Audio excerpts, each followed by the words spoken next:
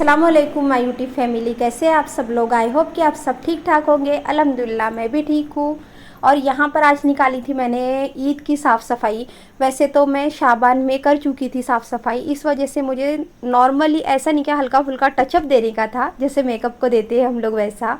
तो यहाँ पर नहीं क्या मैंने पहले पंखा जो था उसको साफ़ कर ली, क्योंकि उसके ऊपर में थोड़ी बहुत डस्ट बैठ चुकी थी। क्योंकि मैंने नहीं किया अभी शाबान में होम बेडरूम का जो फ़ैन था ना उसको साफ़ नहीं करी थी। और बेडशीट वगैरह मैंने यहाँ पर चेंज कर दी थी, जो खिड़कियाँ थी वो सब कुछ ओके कर दी थी मैंने साफ़ करके।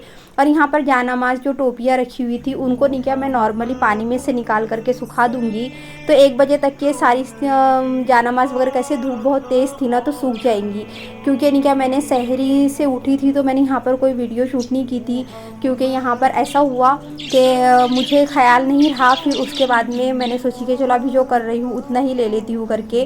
तो जानामाज़ को ना मैं ऊपर सुखाने डाल दूँगी। और अगर हमने क्या ये सारे काम पहले से करके शाबान में जैसा करके रखते हैं ना, तो हम रोज़े से रहते हैं ना, तो ईद के वक्त हमको बहुत हल्का जाता है। ऐसा नॉर्मली थोड़ा बहुत साफ़ करना पड़ता है, उतनी डस्ट नहीं रहती है।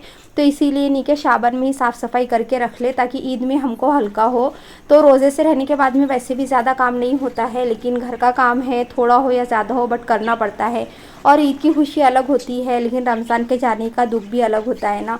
तो साफ़ सफाई करने से कैसा है, और भी ऐसा लगता है कि चलो ईद है। अगर शाबान में अभी ही किए थे लेकिन दोबारा नहीं भी करते तो चलता था, क्योंकि पूरा साफ़ ही था। लेकिन नॉर्मली फिर भी मैंने कर ली। और कैसा है, फिर जैसे मुझे ऐसा था कि 1 बजे तक ही मेरा काम पूरा कंप्लीट हो जाने को ना, ताकि मुझे इधर में ज़ोहर की नमाज़ वगैरह सब कुछ मिल जाए करके, उस हिसाब से नहीं क्या मैंने सब कुछ अपना टाइमिंग सेट करके रखी हुई थी। अब मैं यहाँ पर मेरा नहाकर वगैरह हो चुका था, और उसके बाद में नहीं क्या मैंने कपड़े सुखाने के लिए रखी थी यहाँ पर। और जानामाज़ तो खैर ऊपर में सुखाई थी तो वो मैं उठा के ला ली थी।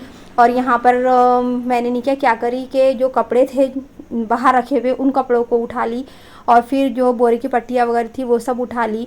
और लॉबर्ट को मैं नहला करके नहीं क्या बाहर सूखने के लिए ला करके रखी थी। इन लोगों को सूखने के लिए ला के रखना पड़ता है, वरना ये गीले गीले रहते हैं ना तो बहुत इनको प्रॉब्लम होती है फिर बाद में।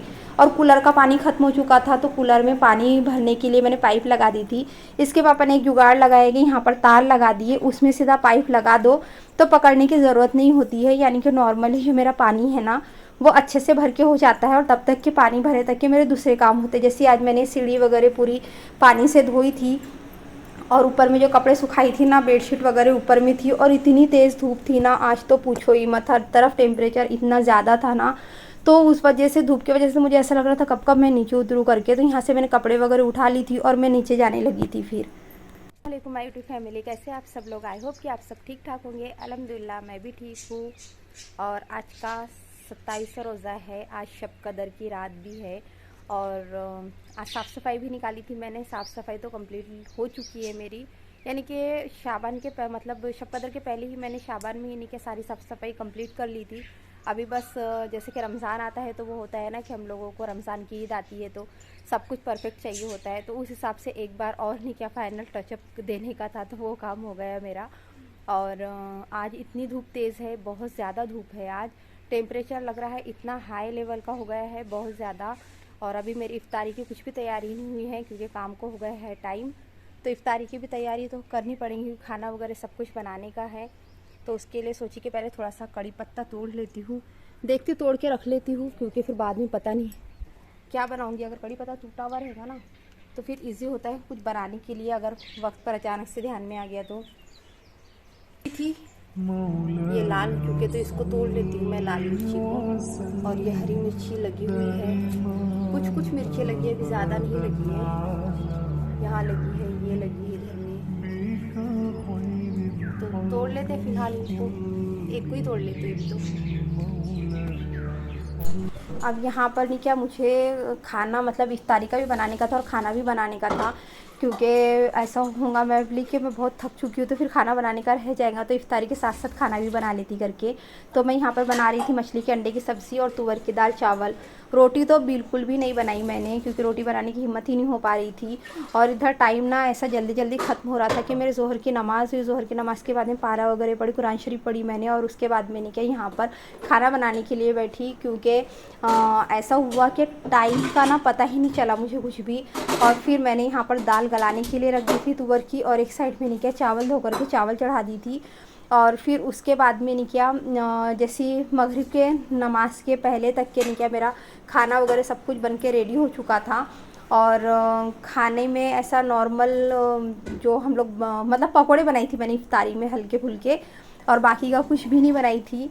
जो बड़े का पेस्ट रखा हुआ था ना, तो बस मैंने उसके बड़े बना ली थी और पकोड़े बनाई थी, बस हो गया।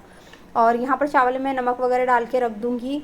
और मछली के अंडे तो मेरे पास में पहले के फ्राई करके रखे हुए थे, तो बस मुझे प्याज मिर्ची टमाटर डाल करके उसको बनाने का था। और अगर रोटी नहीं बनानी होती है तो काम हल्का हो जाता है। और रमज़ान की साफ़ सफ़ाई, मतलब ईद की साफ़ सफ़ाई, सॉरी ईद की साफ़ सफ़ाई तो मेरी कंप्लीट हो चुकी थी, सब कुछ ओके हो चुका था। अब मुझे कोई भी टेंशन नहीं थी। अब बचा है बस मेरा शॉपिंग का, तो शॉपिंग का भी देखते हैं क्या होता है और क्या नहीं करके, क्योंकि ये सब कुछ काम निपट जाते हैं तो उसके बाद में हमको फ्री लगता है। और फिर अब 1-2 दिन में अहरार भी आने वाला है, तो देखते अभी क्या होता है। अहरार के तो कपड़े उसने नागपुर से ख़रीद चुका है, तो उसका कोई इशू है नहीं। तो बस अब जो कुछ है वो मेरा थोड़ा बहुत चूड़ियाँ वगैरह, वो तो हमारी शॉपिंग एंडिंग तक ख़त्म नहीं होती है, आप लोगों को अच्छे से पता है कि ईद का दिन भी आ जाएगा ना तो चांद रात तक हमारी शॉपिंग ही शुरू रहती है। और यहाँ पर नहीं क्या, मैंने तरबूज का जूस जो था और खरबूजे का जूस तो वो बना ली थी। खरबूजे के जूस में मैंने नॉर्मली शक्कर ऐड करी थी, हल्का सा पानी ऐड करी थी और मिक्सी में से पीस के निकाल ली थी। और तरबूज के जूस के लिए नहीं क्या, मैंने तरबूज कट कर ली थी, उसमें के बीजे थोड़े बहुत निकाली थी मैंने, पूरे नहीं निकाली थी, सच बता रही, पूरे तरबूज के बीजे नहीं निकाली थी, थोड़े बहुत रह ही गए थे उसमें। और शक्कर डाल दी थी और दूध डाल के इसको भी मिक्सर में से पीस के निकाल लेने का है। तो नॉर्मली हमारा जो खरबूजे का जूस है ना वो तैयार हो जाएगा। और खरबूजे के जूस के लिए तरबूज के जूस के लिए ना मेरे पास में रूह अफ़ज़ा नहीं था, खश का शरबत था। तो मैंने क्या करी हूँ, इसमें नहीं क्या, जो हमारा खश का नॉर्मली शरबत की बोतल जो थी ना मेरे पास में खश के शरबत की, वही मैंने इसमें ऐड कर दी।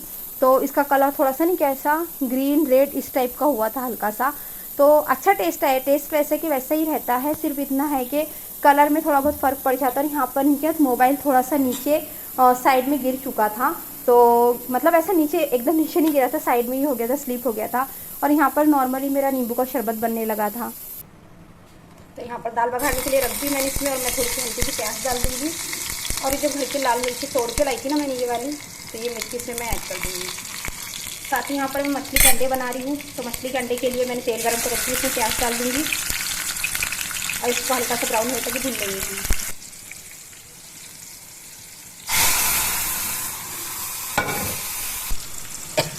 नमक ऐड कर दी, इसमें घास हो गई थोड़ी सी, और इसमें भी नमक मैं ऐड कर दूँगी। प्याज हल्की सी भून हो चुकी है, इसमें मैं थोड़ा सा हल्दी पाउडर ऐड कर दूँगी और लाल मिर्ची पाउडर ऐड कर देंगे हम इसमें। लाल मिर्ची पाउडर आप अपने हिसाब से डालिए। प्याज लाल मिर्च हो चुके, मैं इसमें टमाटर ऐड कर दूँगी। तो इसमें हम टमाटर में जब पानी रहेगा तभी मछली के अंडे ऐड कर देंगे। मछली के अंडे को मैंने तेल हल्दी नमक डाल के फ्राई कर ली थी, और टमाटर के पानी में हम इसको अच्छे से भून लेंगे। और जब ये पूरे सूख जाएंगे, तड़तड़ हो जाएंगे, तो हमारे समझो मछली के अंडे की रेसिपी हो चुकी है रेडी। और फिर उसके बाद में हम इसको समार डाल देंगे, तकरीबन 10 मिनट तक कि हमको इसको अच्छे से भून लेने का है।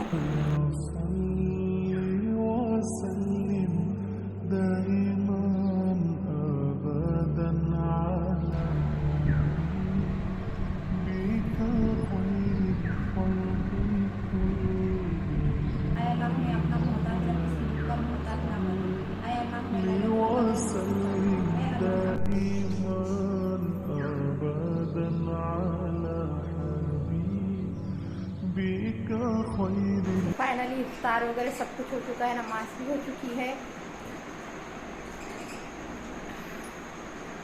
और आज ना बहुत थकान लग रही है, क्योंकि नहीं क्या, साफ़ सफाई भी हो गई है, घर के काम भी हो गए हैं, और रोज़े से रहने के बाद में ये सारे जब काम होते हैं ना तो थोड़ा सा कैसा थकान भी महसूस होने लग जाती है।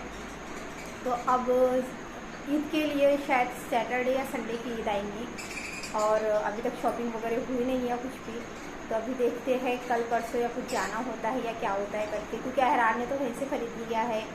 इसके पापा का भी सिला कर के हो चुका है ड्रेस, सिर्फ मेरा रह गया है। तो अभी देखती हूँ मैं क्या होता है और क्या नहीं करके। और बस आज का व्लॉग इतना ही था। इन लोगों का तो चिल्लाना ख़त्म नहीं होने वाला है। तो अगर आप लोगों को मेरा आज के ब्लॉग पसंद आया हो तो प्लीज़ लाइक कर दीजिए, शेयर कर दीजिए, सब्सक्राइब कर दीजिए। मिलती है आप लोगों से नेक्स्ट ब्लॉग में, तब तक के लिए अपना बहुत सारा ख्याल रखिए और मुझे इजाज़त दीजिए। अल्लाह हाफिज़। सुनिए, ये भी अल्लाह हाफिज़ बोल रहे हैं। अल्लाह हाफिज़। हाँ अल्लाह हाफिज़ बोलिए लोगों ने।